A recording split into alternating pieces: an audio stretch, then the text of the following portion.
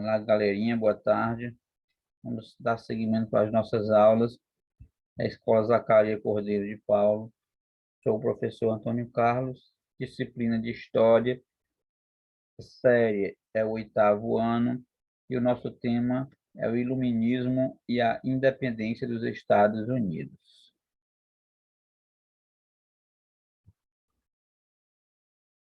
O pensamento iluminista. O iluminismo, também conhecido como Ilustração, foi um movimento de crítica ao antigo regime. Os pensadores iluministas, intelectuais de diversas áreas do conhecimento, eram contrários ao à influência política e cultural da Igreja, os privilégios da nobreza, a servidão no campo e aos monopólios comerciais e à censura. Eles defendiam a igualdade entre seres humanos, ou seja, que ninguém deveria ter privilégios em razão de sua origem familiar e social. Essas novas concepções sobre a política e sobre o poder abalaram o antigo regime. As ideias iluministas influenciaram profundamente as revoluções inglesa do século XVII e impulsionaram a Revolução Industrial. Você vê aí, pessoal, que foi um movimento contrário aos abusos cometidos nessa época do regime antigo, anterior ao que eles estavam tentando implementar. Essa questão aqui, pessoal, essa questão de privilégio é só que a elite busca, ter privilégios. Essa questão de servidão no campo são situações análogas à escravidão. E a censura, que é um dos piores tipos de crueldade que se pode praticar contra a humanidade. Você querer falar algo e você não poder, porque existe alguém lhe censurando, ok? Os filósofos das luzes. Segundo os pensadores iluministas, a razão deveria ser o instrumento utilizado pelo ser humano para compreender o mundo, em detrimento do misticismo e da superstição. Conheça a seguir alguns filósofos que colaboraram para o desenvolvimento do iluminismo e algumas das suas ideias. O inglês John Locke, defendia que todo ser humano tem direitos naturais, como a liberdade, a felicidade e a prosperidade. O francês Montesquieu defendia a liberdade dos indivíduos, que deveria ser assegurada por um conjunto de leis. O suíço Voltaire criticava o absolutismo e a Igreja Católica. Defendia a liberdade de expressão como um meio de livrar o povo da superstição e da ignorância. Já o francês Rousseau afirmava que o poder pertence ao povo e que todo governo deveria estar submetido à vontade soberana do povo. Um grande sonho, mas que todos os pretensos ao poder, pessoal, sempre fala que vai governar para o povo, que o povo é quem vai dominar, é quem vai ter a vez, vai ter vez e voz, porém, quando chegam lá, esquecem tudo o que prometeram e passam a castigar essa população que o elegeu, ok? Infelizmente, essas práticas existiram e existem até os dias atuais, infelizmente. O liberalismo econômico. Na sociedade feudal, o poder político era fundamentado no direito divino. Isto é, havia a ideia de que o poder do rei era concedido por Deus. Os iluministas se opuseram a essa concepção de poder. Eles afirmavam que o poder político deveria orientar-se do consentimento de cada cidadão. No campo da economia, as ideias liberais tiveram como principal representante o pensador Adam Smith, nascido na Escócia. Então, pessoal, essa questão aí do poder divino, é que o rei era um representante de Deus, eram apenas mecanismos utilizados tanto pelos reis quanto pela Igreja Católica para que as pessoas aceitassem aquela submissão, aquela situação em que eles se encontravam, vivendo de forma análoga à escravidão, não tendo direito à vez e à voz, sendo submetido a todos os tipos de castigos possíveis, porque eles tinham que respeitar o rei, porque o rei era como se fosse uma pessoa divina que Deus tinha enviado à Terra para poder governá-los, para poder até falar guiá-los, não vai dizer governar, que ia soar mal, não cairia bem para poder relacionar o rei a Deus, ok? Luzes da educação. Na educação, os iluministas combatiam o ensino privado e religioso, defendiam que a educação elementar deveria ser obrigatória, dirigida pelo Estado e gratuita. Propunha uma educação laica, não religiosa, na qual o currículo escolar não estivesse submetido aos princípios de nenhuma crença ou religiosa. Os princípios liberais da educação foram implantados na Europa ao longo dos séculos XVIII e XIX. No entanto, apesar de o iluminismo defender a extensão do ensino a todos os cidadãos, prevaleceu a divisão entre uma escola voltada para os burgueses e outra voltada para o povo.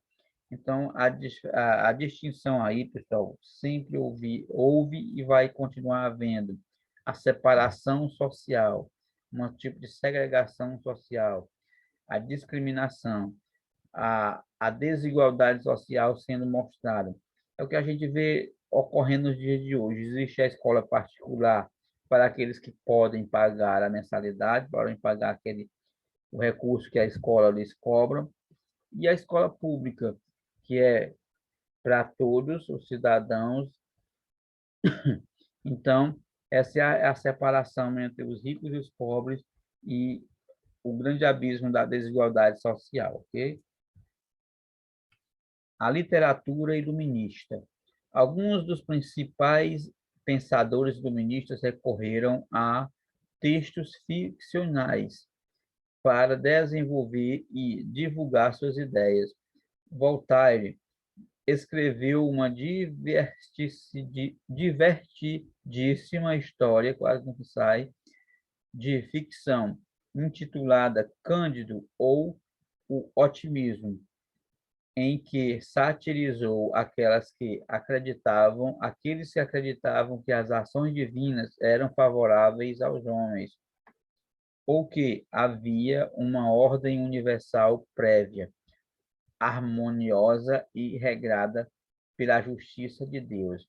Infelizmente, pessoal, os poderosos, os governantes, às vezes, ou quase sempre, utilizam o nome de Deus em vão para que as pessoas realmente aceitem as suas imposições, aceitem as suas aberrações, as suas atrocidades que são causadas contra a humanidade. Infelizmente, o nome de Deus é utilizado muitas vezes, ou quase sempre, de forma inadequada e de uma forma desapropriada, ok? O, de, o despotismo esclarecido. Na segunda metade do século XVIII, inspirados pelo Iluminismo e pelas ideias liberais, diversos monarcas europeus estabeleceram medidas para modernizar seus estados. No entanto, isso não significou maior liberdade e participação política do povo. O objetivo desses monarcas era promover reformas que tornassem a administração do reino mais eficiente e, ao mesmo tempo, preservassem a ordem social e o absolutismo. Quer dizer, eles tentavam se posicionar de uma forma que as pessoas acreditassem que ele realmente estava querendo cuidar da sua população, mas, na verdade, eles queriam manter a ordem social e absoluta. o seu poder, para que não perdessem esses poderes, para que não corressem risco da população se revoltar e derrubar esse poder todo supremo que ele adquiriu, ok? Então chegou o momento da independência dos Estados Unidos. No século XVIII, as ideias iluministas inspiraram a população de algumas colônias na América a lutar por sua independência. Este foi o caso das 13 colônias, que depois passaram a integrar o território dos Estados Unidos.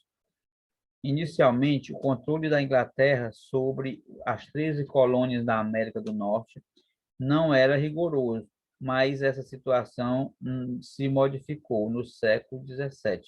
A criação das leis do comércio e navegação estabeleceu a cobrança de novos impostos a serem pagos pelos habitantes das colônias. Então, mesmo ela não sendo uma colônia de exploração, sendo um mecanismo mais leve que os ingleses utilizaram, mesmo assim eles faziam com que a população local pagasse bastantes impostos. Que impostos eram esses? Geralmente era ouro.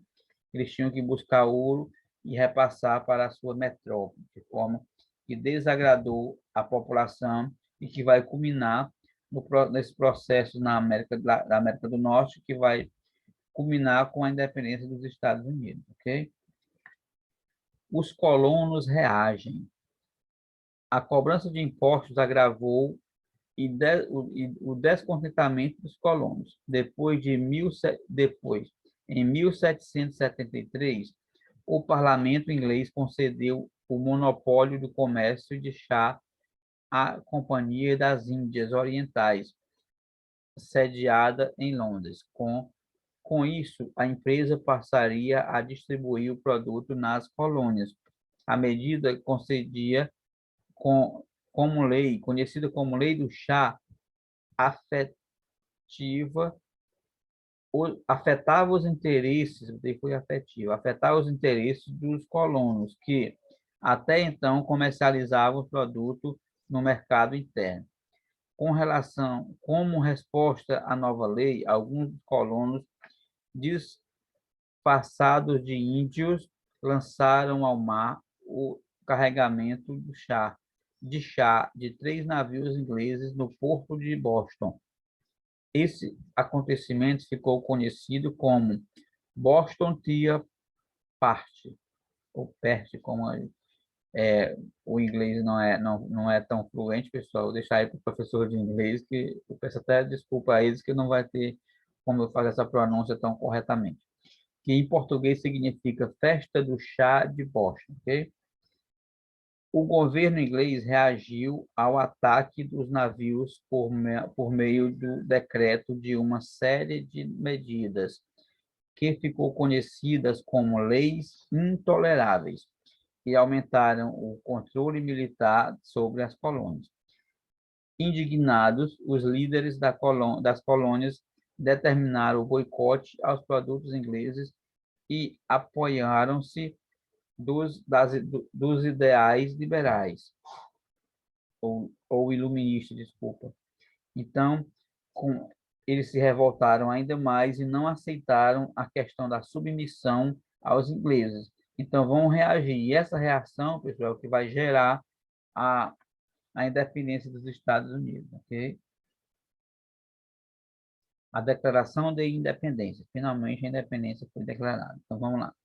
A Guerra de Independência começou em março de 1775 e, em maio do mesmo ano, representantes das colônias decidiram pelo rompimento das 13 colônias com a Inglaterra, e uma comissão dirigida por Thomas Jefferson encarregou-se de dirigir a Declaração de Independência. O documento, inspirado nos ideais do Iluminismo, foi aprovado em 4 de julho de 1776 e proclamou o direito das colônias à liberdade. Veja os ideais principais. Então, vamos aos ideais, pessoal. Todos os homens foram criados iguais. Todos têm direito à vida, à liberdade e à busca da felicidade. Sempre que uma forma de governo anular esses objetivos, o povo pode alterá-la ou instituir um novo governo. As colônias unidas são estados livres e independentes. Então, isso aí foram algumas das principais ideias que nortearam a independência dos Estados Unidos, tornando-se livres da Inglaterra e se tornando assim país independente, ok, pessoal? Por hoje é só. Faça a atividade na página 55, que na próxima aula a gente faz a correção, ok? Tenham todos uma boa tarde, fiquem com Deus e até a próxima, se Deus quiser, tá? Tchau.